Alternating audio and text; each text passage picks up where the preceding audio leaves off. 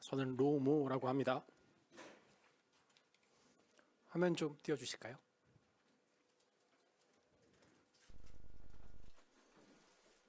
네, 화면을 먼저 띄워달라고 한 이유는 저희 귀여운 고양이들.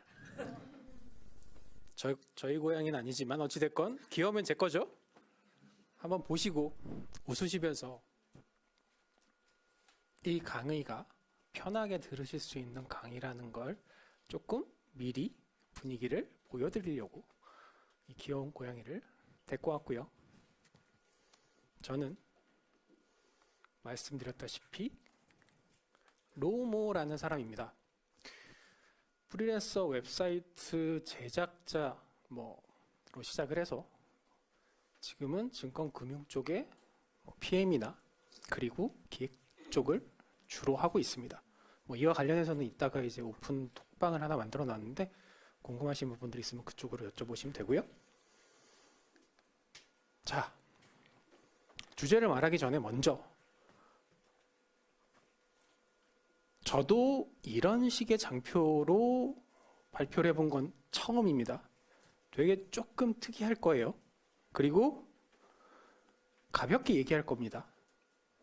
여러분들은 얘기를 그냥 편하게 들으시면서 고개를 조금만 끄덕여 주시면 돼요. 조금만. 그리고 심심하시면 가끔 좀 웃어주세요. 제가 뻘쭘할 수 있거든요. 네, 생각보다 많이 뻘쭘할 수 있어요, 이 강의는. 그래서 저 사람이 무슨 얘기를 하는가 주로 생각을 많이 해주시고 가능하시다면 필기는 안 하시는 걸 추천드립니다. 내용이 생각보다 많아요. 하지만 어쩔 수 없는 분들은 하셔도 됩니다. 권장사항입니다. 자, 주제로 빨리 들어가도록 하겠습니다. 오늘 얘기할 내용은 부정적인 사람 조금이라도 움직여보기. 자, 내 주변에 부정적인 사람들 되게 많죠. 그 사람들 주로 하는 말들. 그건 당연히 안 되죠. 돼요? 말이 되는 얘기를 해라. 움직이죠. 그분들 주로. 특히 기획자들은 내가 어떻게 할지에 대한 액션 플랜들은 잡지만 결국 실행은 누군가에게 부탁을 해야 되는 경우가 대부분이에요. 그게 디자이너건 개발자건 퍼블리셔건 혹은 다른 파트건. 근데 저런 분들 하나 계시면 너무 힘들죠. 저도 PM 일을 하니까 저런 분들 생각보다 많이 만납니다. 근데 기획자도 부정적인 사람들이 생각보다 많습니다. 사실 저도 부정적인 생각이 많은 기획자 중에 한 명입니다. 그래서 우선은 그들 혹은 저를 위한 변명을 먼저 해보겠습니다. 자, 우리 인류는 생각보다 거창한 것 같지만 우리 인류는 그냥 저랑 여러분들입니다. 위험에 노출된 상태로 생각보다 오래 생존해 왔습니다. 현재 현생 인류라고 하는 건 과학자들마다 차이가 있지만 길게는 37만 년, 20만 년, 혹자는 4, 5만 년이라고 하기도 하는데 어찌됐건 우리가 산업화 시기를 겪어오면서 무기를 가지고 이런 현대의 생활을 하기 전이랑 비교를 하면 엄청나게 긴 시간을 피식자로서 살아왔죠. 잡아먹히면서 살아왔다는 거죠. 자, 잠깐 그 생활을 체험을 해보죠. 다음 사진에서 위험 요소를 찾아주세요. 빨리 찾아주시면 됩니다. 자, 이제 여러분들은 2만 년 전 사람들입니다. 무기가 없어요. 찾으신 분 살짝만 손 들어주시면 됩니다. 오! 찾았어요. 한 분. 네. 한 분. 둘, 셋. 드디어 이제 좀 찾으시는군요. 여기 있습니다.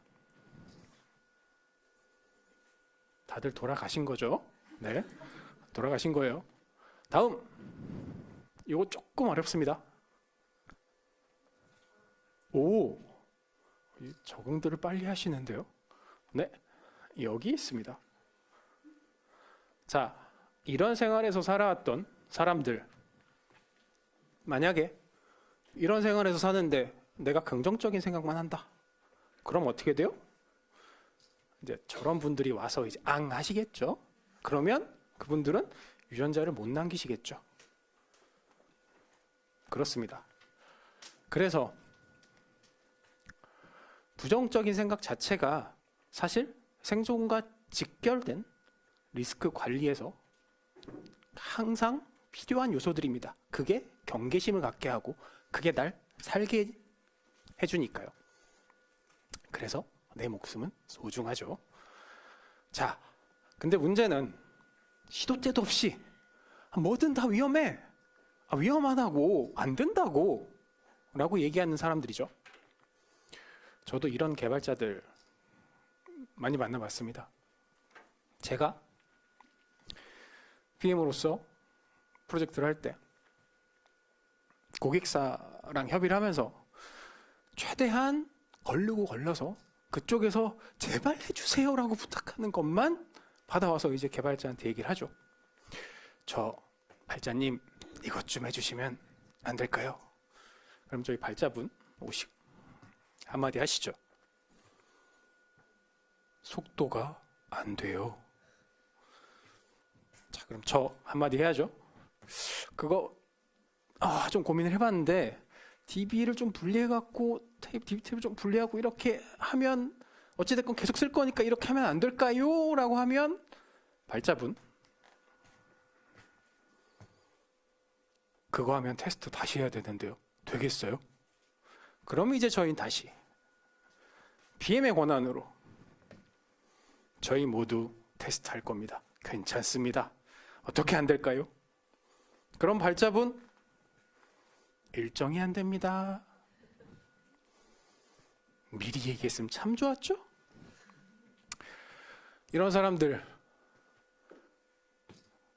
그 위험이 자기의 귀찮음일 수도 있지만 어찌됐건 이런저런 위험들을 피하기 위해서 무조건 부정하는 사람들이 돼버린 프로 부정러들, 이 부정러들을 우리 프로 짝사랑러를 예시로 한번 이야기해 보도록 하겠습니다. 그들 우리 프로 짝사랑러 좋아하는 사람이 생깁니다. 두근두근하죠? 여러 생각이 들죠? 자, 손잡고 같이 걸으면 얼마나 좋을까? 막 공원 걷고 싶고 막 애인 생기면 막 이것도 하고 저것도 하고 막 우리 딸 나오면 막 뭐라고 이름 짓지? 손자 이름 민준이?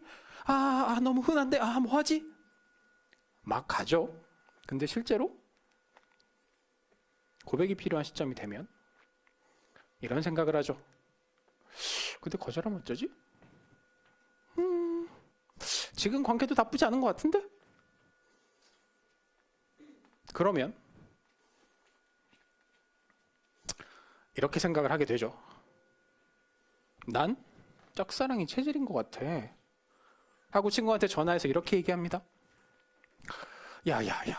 진짜 왜 사람들은 그렇게 바람 필 거 걱정하고 뭐 먹을지 막 찾아보고 그렇게 시간을 쓰면서 감정을 낭비해? 뭐 하려고 그렇게 사귀려고 열심히 노력을 하냐고. 참 부질없지 않니? 라고 하면 친구가 그렇게 얘기하죠. 넌 한 번이나 사귀어보고 그 얘기를 해라. 그죠? 그래도 결국 그분들은 귀찮아 안 할래 이런 말들로 내가 상대방에게 까이는 엄청난 리스크를 회피하죠. 맞아요. 까이면 되게 많이 슬퍼요. 네. 경험해보신 분들 고개를 많이 끄덕이시네요. 네, 장애님. 네, 이해합니다. 그럴 수 있죠. 자, 그렇게 우리의 솔로 생활은 지속되는 거고 그렇게 우리는 마법사가 돼가는 겁니다. 저도 조금 있으면 라이트닝을 쏠 수 있을 것 같아요. 자, 이런 부정적인 생각은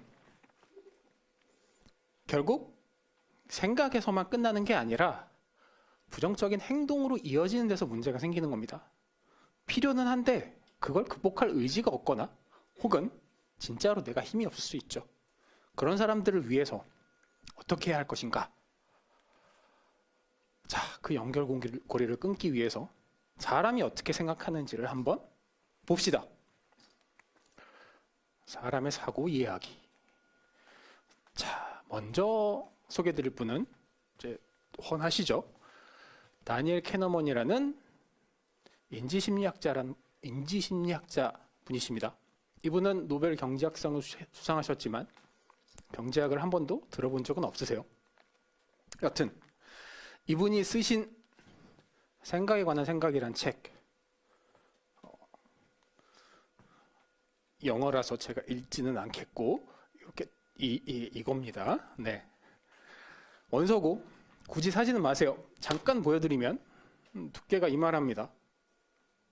그리고 내용이 생각보다 처음엔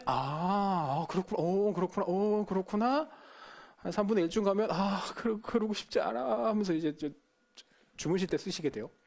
그러니까 사지 마시고 도서관 가셔서 한 번씩 빌려보세요. 자, 이제부터 수학 문제가 나올 겁니다. 자, 수학을 잘한다. 손. 경품은 갤럭시 버즈 라이브. 신품으로는 한 8만 원 정도 할 겁니다. 예, 신품이에요. 안 쓴 거예요. 8만 원? 제 기법 없어요. 네, 자, 간단한 산수 문제 풀어보실 분. 역시요. 뒷분? 오, 좋습니다. 자, 다른 분들은 절대 풀지 마세요. 제발 부탁드립니다. 절대 풀지 마세요. 자, 맞았어. 나중에 받아가세요. 자, 진짜 가짜로 주겠어요. 설마. 유튜브 생방송 중입니다. 네, 자, 여러분들 어떻게 생각했을까? 자, 풀어버리신 분들 살짝 손 들어볼까요? 그죠? 안 풀면 이상한 겁니다. 우리가 어떻게 생각했을까? 3 더하기 4는 7인데? 그럼 7이 3개? 777? 풀지 말라 그랬는데? 나 풀었네? 이게 거의 동시에 생각이 돌죠. 그래, 이게 뭐냐? 이게 바로 빠르게 생각하는 시스템 1입니다. 자동적이니까 제어가 안 돼요.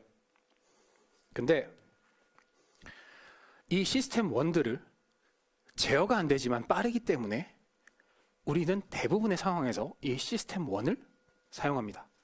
가령 단순한 계산부터 해서 문장을 읽는다든지 사물의 거리를 탐지한다든지 혹은 누군가의 사진을 보건 혹은 내가 보는 사람들의 어떤 표정을 판단한다든지 그냥 웬만한 걸 다 해요. 다 써요. 근데 이 시스템 1 외에 시스템 2가 있겠죠? 자, 다시 수학 문제가 나올 겁니다. 3초 이내에 풀 건데 풀어주실 분. 자, 신품 8만 원, 당근에 팔아도 5, 6만 원 나올 거. 자, 풀어보실 분. 좋습니다. 자, 다른 분들도 한번 풀어는 보세요. 3, 2, 1. 좋습니다. 제 의도에 맞춰주셨습니다. 드릴게요. 이따 받아가세요. 자, 이 문제 이렇게 생각 들죠? 3초에? 이걸? 어떻게? 라는 판단은 빨랐죠. 시스템 1 돈 거예요. 근데 이걸 제대로 풀면 그죠? 계산기 써야죠. 저도 못합니다. 당연하죠. 하지만 계산기도 없어. 적을 것도 없어. 그러면 그죠? 손가락 써야죠. 만약에 손가락 가지고 이걸 하고 있는데 옆에 친구가 야, 너 뭐하냐? 아이 손가락, 나이가 몇 개인데 손가락으로 장난을 하고 있어? 그러면 어떻게 돼요? 까먹죠. 울죠. 이렇게 시스템 2는 느립니다. 그리고 집중이 필요합니다. 지속하기가 어려워요. 자, 참고로 정답은 이겁니다. 꼭 이런 거 궁금해 하시는 분들 계시죠? 빨리 넘어가겠습니다. 자, 쉽게 비교를 해드리면 시스템 1 저절로 작동하고 노력이 별로 필요가 없어요. 대신 자발적으로 통제하기가 어렵죠. 시스템 2 노력이 필요합니다. 그리고 집중이 필요하죠. 자, 대략 시스템 1이 95%를 차지하고 시스템 2가 5% 정도의 생각의 범주를 차지한다라고 이야기들 하고 있습니다. 대부분 시스템 1을 쓰고 시스템 2를 쓰시는 분들 별로 없습니다. 자, 그럼 예시 하나로 시스템 1과 2를 싸우게 해봅시다. 자, 이건 뭐냐면 글자를 읽지 마시고 글자의 색상을 말해주세요. 자, 작게 자기만 들릴 정도로 소리를 내서 말씀해 주시면 됩니다. 유튜브를 보고 계신 분들도. 자, 뭘까? 아야, 뭐라. 다 읽으셨죠? 자, 다음 장.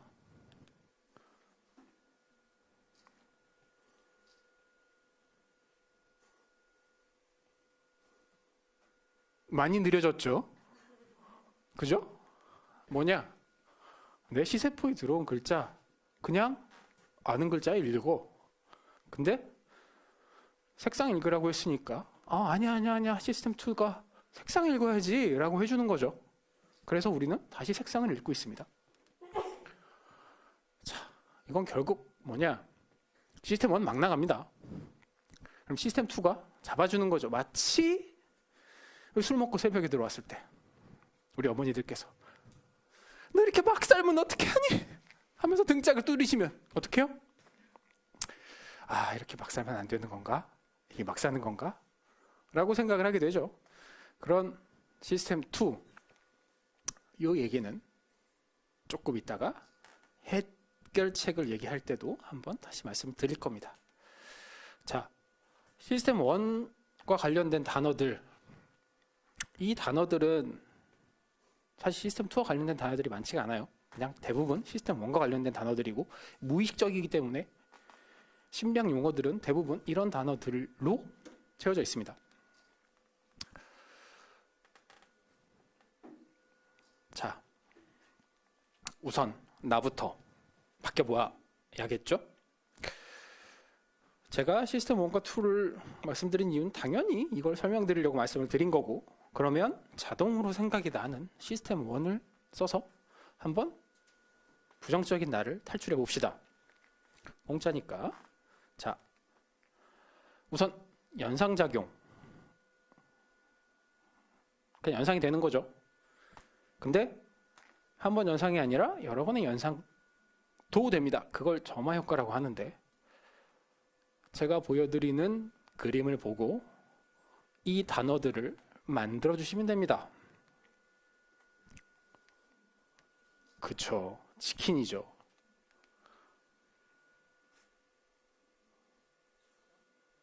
그쵸, 치과 나왔죠? 네. 실제로 치과에서 저걸 쓰면 어떻게 될까요? 그쵸, 고치지 않죠. 네, 영원한 안식에 처해지겠죠. 이것 조금 갈릴 겁니다.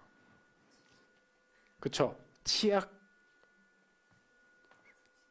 칫솔은 칫 소리고요. 네. 혹시 이걸 생각하신 분들도 계실 겁니다. 그죠? 아시는군요. 잘. 역시. 자, 저는 치킨 그림을 넣지 않았어요. 치킨 옆에 있던 치킨 무를 넣어놨죠. 근데 우리는 직접적인 그림이 아닌데도 한 단계를 거쳐서 연상을 하게 되죠. 생각보다 제 뇌에 있는 정보들 잘 연결되어 있습니다. 그러면 한 단계 더 나가서 단어를 행동으로 바꿔봅시다. 일단 쉬운 거예요. 그림으로 보시면 쉬운데 말로 풀면 조금 어려워요. 그냥 여러 단어들 놓고 문장을 만들게 해요.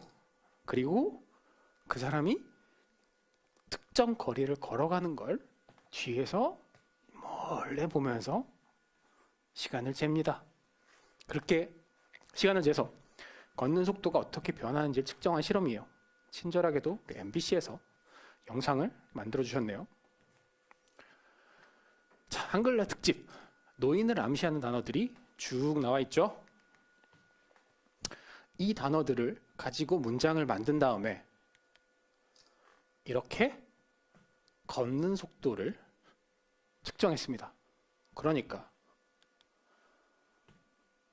실험 전에 44.78초에서 실험 후에 24.78초에서 27.10초가 됐죠. 대략 10% 정도가 느려졌습니다. 신기하죠? 반대로 젊음을 상징하는 단어들을 가지고 문장을 만들려고 한 다음에 다시 괜히 기분 좋아 보이는 이 피실험자의 걸음 속도를 측정해봤습니다. 한 명만 한 거 아니고 여러 명 한 겁니다. 평균적으로 이렇게 나왔고 이것도 마찬가지 대략 10%가 빨라졌습니다. 그러면 10% 별거 아니지 않나? 라는 생각이 드신다면 여러분의 키에서 10%를 빼보십시오. 네, 그 10% 차이로 180인분도 162가 돼버립니다. 작은 차이로 결정이 바뀔 수 있는 할까 말까 한 순간에는 저게 상당히 큰 차이라는 거죠.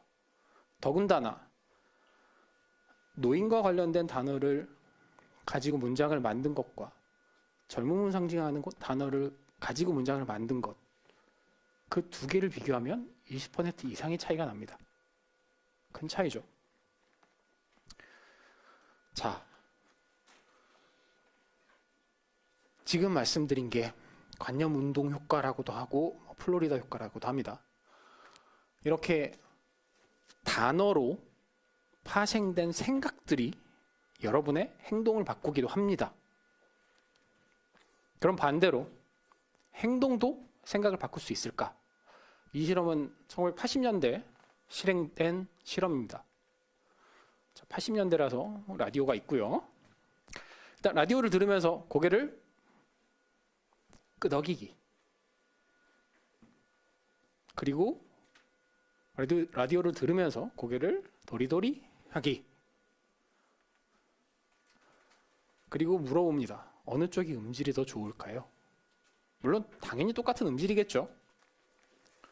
그랬더니 고개를 끄덕이면서 라디오를 들었던 사람들이 훨씬 음질이 좋다고 얘기합니다. 결국 긍정적인 제스처, 행동들은 생각도 바꿀 수 있습니다. 그래서 제가 앞에 고개 좀 끄덕여달라고 부탁을 드렸죠. 이제 끄덕이시네요, 여러분들. 네, 그렇습니다. 일상 대화에서 여러 사람들이랑 얘기할 때 고개를 끄덕여 주시는 것들은 사실 타인에게도 내가 긍정적이라는 모습을 보여주기 때문에 타인의 긍정을 이끌어내기에도 생각보다 좋은 행동입니다. 한 번씩 고개를 끄덕여 주시는 습관을 들이는 건 나쁘지 않을 것 같습니다. 자, 그러면 내 주변의 사람들, 이 사람들 부정적이야. 어떻게 바꿀까? 당연히 바꾸는 건 시간이 많이 들어가는 작업입니다. 그래서 우선 친밀감, 우리는 다른 편이 아니야 라는 걸 먼저 키워줘야 됩니다. 그래서 여러 방법들을 써야 하는데 저도 프로젝트를 하면서 나는 아무것도 하지 않았는데 저 사람이 저를 경쟁자라고 생각하는 경우들이 꽤 많았어요. 그리고 저 자신을 싫어하는 사람들도 없었던 것 같긴 한데 있습니다. 가끔 보입니다. 저 사람 그냥 싫어 라고 해서 부정적인 언어만 얘기하는 사람들. 자, 그런 사람들에게 우선 단어를 조금만 골라 쓰시는 걸 추천드립니다. 저희 혹은 기획팀은요, 저희 팀은요, 개발팀은요 라는 건 너와 나를 완전히 가르는 거죠. 단어 자체에서 너와 내가 묶여 있다. 너와 나의 연결고리. 네, 그걸 만들어 주셔야 됩니다. 그래서 우리라는 단어를 자주 써주시고 그 우리라는 단어가 그들에게도 익숙하게 만들어 주셔야 됩니다. 다음으로 그 사람들이 하는 말과 행동을 한 번씩, 아니 주기적으로 따라해 주시는 것이 좋습니다. 우리는 친근한, 친밀한 사람들의 행동을 자연스럽게 따라합니다. 이걸 카멜레온 효과라고 하는데, 우리 하품하면 하품이 전염되잖아요. 근데 그걸 실험을 해보면 그 전염되는 하품들은 내가 친밀하다고 생각하는 사람이 하품할 때만 다른 사람이 하품을 합니다. 제가 하품을 합니다. 친밀하지 않은 사람은 하품을 하더라도 하품을 안 해요. 제가 하품을 안 해요. 이걸 카멜레온 효과로 설명을 하고 있고, 자, 우리 귀여운, 이렇게 하고 있으면 이제 호감도가 맥스를 찍는 거죠. 네. 물론 약간 다른 얘기는 하지만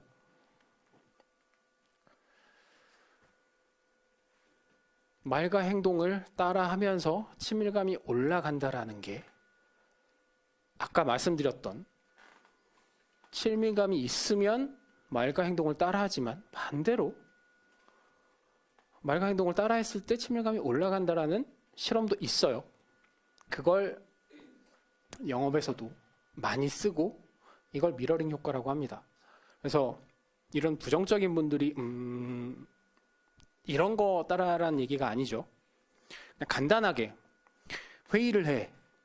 여러 명이 회의를 하는데 제가 여기 앉아 있고 그 사람이 저쪽에 앉아 있다라고 하면, 그러면 다른 사람이 얘기를 할 때 저 사람이 고개를 끄덕인다. 그럼 저도 같이 고개를 끄덕여 줍니다. 그리고 저 사람이 턱을 갠다. 한 번씩 같이 턱을 괴주세요. 그 사람은 의식하지 않을 수 있지만 아무 생각 없이 의식이 되는 순간 저 사람 나랑 비슷하네라는 생각을 무의식 중에 가지게 됩니다. 그리고 그런 것들을 1대1 자리에서, 1대1로 만나는 자리에서도 너무 티나지 않게 살살 조금씩 해주시면 친밀감이 훨씬 더 빨리 올라갈 겁니다. 그럼 그들에게 부탁할 때는 어떻게 해야 될까? 이게 좀 실전적인 거죠. 일단 좀 매기면 좋아요. 뭐 당연한 얘기고. 만약에 화가 난 상태다. 너무 화가 났어. 그러면 현재 상태를 다시 조금 물어봐 주세요. 뭐 아래처럼 이제 쫌생이처럼 그런 거 갖고 그래, 아유 진짜 아직도 삐져 있어요 하시면 안 되고요. 지금 좀 괜찮아지셨어요? 같은 포멀한 애로 물어보시면 그 사람은 내가 좀 화가 났나? 라는 생각을 하면서 시스템 2를 활성화시킵니다. 시스템 1은 내가 화난 상태이기 때문에 부정적인 답변이 나올 확률이 훨씬 높겠죠. 그걸 시스템 2를 활성화시켜서 그 부정적인 답이 나올 확률을 조금이라도 줄이는 겁니다. 그럼 반대로 기분이 좋은 상태라면 무슨 좋은 일이 있어요? 안 되죠. 사실 우리는 반대로 하고 있죠. 뭔가 기분이 좋아서 생글생글 웃고 있으면 오늘 좋은 일이 있어요? 오, 좋은 일이다 본데? 오, 무슨 일이에요? 안 됩니다. 굳이 오케이 받기 좋은 상태를 망가뜨리지 마세요. 그리고 진짜 내가 뭔가 부탁을 할 게 있다라고 하면 부탁할 걸 말하기 전에 작은 것들, 진짜 작은 것들을 먼저 부탁을 해보세요. 중요한 건 내 부탁이랑 관계가 없어야 됩니다. 내 부탁이랑 관계가 있으면 안 됩니다. 이건 사람의 마음속에 있는 일관성의 법칙이라는 건데, 사람은 일관성이 깨지는 걸 되게 싫어합니다. 일관성을 가지는 걸 되게 좋아하고, 그렇기 때문에 뭐 인지부조화라든지 확증편향이라든지 이런 단어들이 뭐 이와 관련돼서 많이 연구됐죠. 자, 저는 전단지를 제 기분에 따라서 혹은 제 손에 놀고 있음 유무에 따라 혹은 기온에 따라 받기도 하고 안 받기도 합니다. 근데 그날은 아무 생각 없이 전단지를 받았어요. 한 명한테 받았죠. 그럼 아주머니 아유 고마워요 그러고 가시죠. 그럼 다음 분이 오시죠. 주시죠. 그럼 저는 사실 그 다음 전단지를 받을 필요는 없어요. 만약 이 전단지가 제 손에 있지 않고 제 주머니에 있다라고 해도 마찬가지입니다.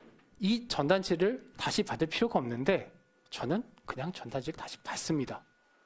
뭔가 그분한테 저 사람한테는 받고 이 사람한테는 안 받으면 미안하잖아요. 제 일관성이 깨지는 거예요. 굳이 받을 필요 없지만 받게 됩니다. 이게 일관성의 원칙이고 이걸 활용하시면 됩니다. 자, 아주 작은 부탁, 별거 아닌 거 여기 앉아도 될까요? 노라고 할 사람이랑은 얘기하시면 안 됩니다. 이런 거 가지고 노라고 하면 당연히 얘기가 아예 안 되는 거죠. 뭐 이거 한번 드셔보실래요? 어찌됐건 예스가 나오겠죠. 지금 회의해야 되는데 한 10분만, 5분만, 1분만 어찌됐건 예스 나올 겁니다. 이렇게 내가 해야 할 부탁이랑은 사실 별 관련이 없는 것들로 오케이를 받고 그 오케이를 차근차근히 쌓아가면 내가 진짜로 할 부탁에 대해서도 오케이 할 확률이 더 높아집니다. 그 다음에 제가 할 강연은 여기까지인데 여러분들의 질문을 안 하실 것 같아서 Q&A 톡방을 만들어 왔습니다. 질문용 톡방이고 1:1 오픈 톡방입니다. 일주일에 폭발할 겁니다. 뭐 사실 그 전에 폭발할 수도 있고요. 그리고 혹시 심리학 관련해서 깊은 문의를 하실 분은 아까 잠깐 소개드렸던 이 캐너먼 교수의 이메일이 있습니다. 영문으로 보내시면 됩니다. 챗 GPT로 보셔도 되고요. 자, 우선 손 들고 질문을 해줄 수 있는 분? 네.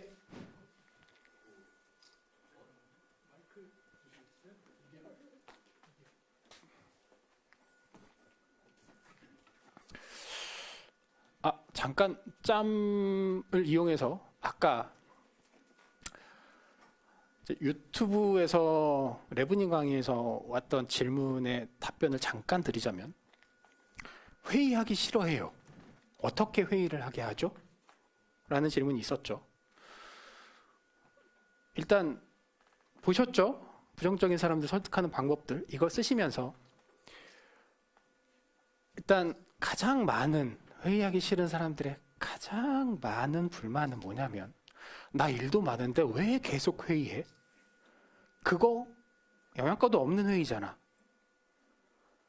그걸 조금은 이미지를 쇄신시켜 주시는 것이 좋습니다. 그래서 저 같은 경우에는 프리랜서로 여러 사람들이 있을 때 그런 분들이 계시면 진짜 사실 이렇게 한 건 딱 한 번밖에 없는데 타이머를 켜요. 10분만 얘기할게. 진짜 10분만. 타이머 켜고 그리고 타이머에 맞춰서 진짜로 끝냅니다. 대신 그 타이머에 맞춰서 얘기할 수 있도록 내가 먼저 많이 준비를 해야죠. 그래야 그 사람이 믿습니다. 그걸 한번 믿으면 그 다음부터는 제가 10분만 얘기하죠라고 했을 때 잘 노라고 하지 않습니다. 당연히 믿음이 생겼으니까. 그리고 두 번째로 그런 분들에게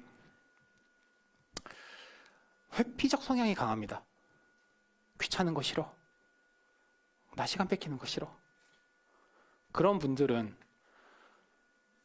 뭔가 부탁을 할 때 이렇게 하면 좋아요가 아니라 이렇게 하면 이게 문제가 생기니까 우리 그렇게 안 되게 이걸 하면 어떨까요? 라고 말씀하시는 게 좋습니다.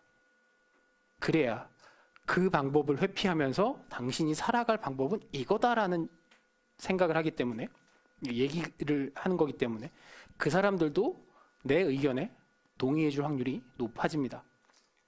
자, 오래 기다리셨죠? 질문자, 질문 받겠습니다.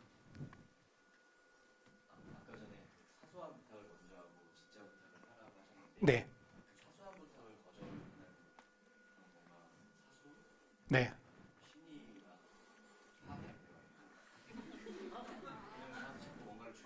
네. 네. 네. 네. 네. 아. 네.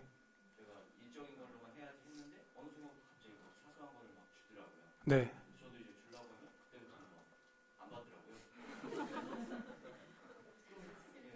자, 사실 이거는 그런 부분들과는 연관성이 적습니다.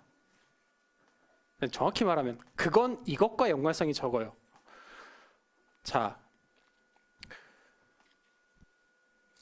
내가 사소한 거라고 생각하지만 과연 내가 사소하다고 생각하는 게 그분에게도 사소한 걸까요? 그렇죠.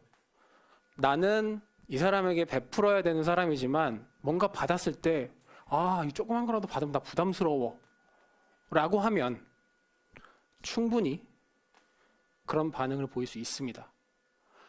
그러니까 그런 부분이 아니라 거기서 먹는 거에서 막혔다라고 하면 다른 부분, 가령 의자를 한번 빼줘 보신다든지, 그러면 내가 받는 게 싫어? 이런 대접을 받는 게 싫어? 라고 그분이 생각하는지 알 수 있어요. 대접을 받는 게 싫다라고 하면 한번 얘기를 해보세요. 혹시 뭐 이런 먹는 거 싫어하세요? 혹시 뭐 좋아하세요? 거기서 사소한 커넥션들을 만들고 그 안에서 얘기 나온 걸 가지고 추론을 해가면서 그 사람의 성향을 조금 더 파악하신 다음에 사소한 거를 들이미시면 더 좋습니다. 자, 혹시 네, 다음 분 질문 있으신 분? 네. 네.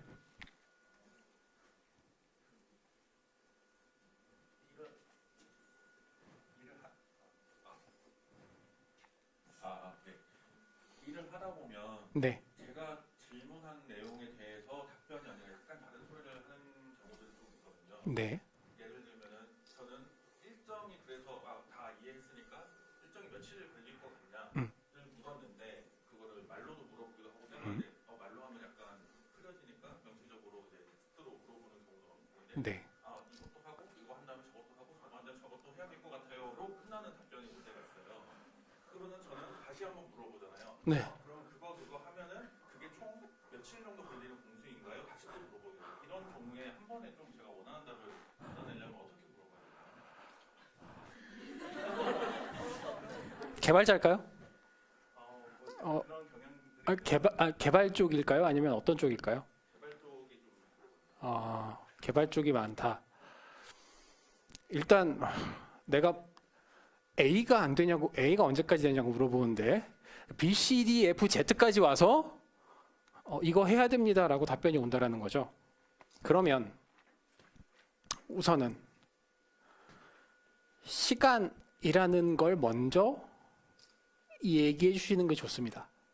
무슨 얘기냐면 이게 언제까지 될까요는 답변을 줄 거지만 시간에 대한 답변을 요구하는 거긴 하지만 언제까지 될까요가 리미트가 있는 건 아니잖아요. 그러니까 한번 제약을 걸어주는 게 좋습니다. 이 일은 일주일 후까지 돼야 되는데 혹시 그때까지 가능할까요? 안 된다라고 하면 얼마나 더 걸릴까요? 그러면 그 사람들은 일주일 안 되는데 언제까지 하지? 라고 한 번 더 생각을 하게 됩니다. 주로 그런 성향을 가지신 분들은 자기가 생각나는 것들을 바로바로 적어서 그냥 보내시는 분들이에요. 언제까지 해야 되지? 언제까지 되지? 이것도 해야 되고 저것도 해야 되고 저것도 이것도 해야 되는데 짜증나 하면서 메일 쓰고 그냥 보낸 거죠. 말씀드린 대로 제약을 한번 걸어주시고 그 다음에 시간을 물어보시면 훨씬 좋은 답변이 올 겁니다. 자, 저에게 주어진 시간은 여기까지인 것 같습니다. 고생들 하셨고 여러분 모두 긍정적인 에너지를 전파해 주시길 바랍니다. 자, 제 강의 괜찮았나요? 감사합니다.